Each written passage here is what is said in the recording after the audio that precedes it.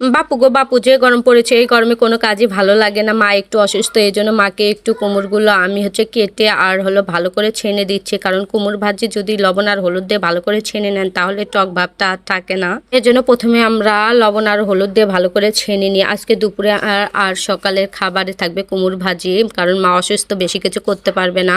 বাপু গো বাপু, যে গরম পড়েছে এই গরমে কোনো কাজই ভালো লাগে না। মা একটু অসুস্থ, এই জন্য মাকে একটু কুমড়গুলো আমি কেটে আর ভালো করে ছেনে দিচ্ছি, কারণ কুমড় ভাজি যদি লবণ আর হলুদ দিয়ে ভালো করে ছেনে নেন তাহলে টক ভাবটা আর থাকে না। এর জন্য প্রথমে আমরা লবণ আর হলুদ দিয়ে ভালো করে ছেনে নিই। আজকে দুপুরে আর সকালের খাবারে থাকবে কুমড় ভাজি, কারণ মা অসুস্থ, বেশি কিছু করতে পারবে না।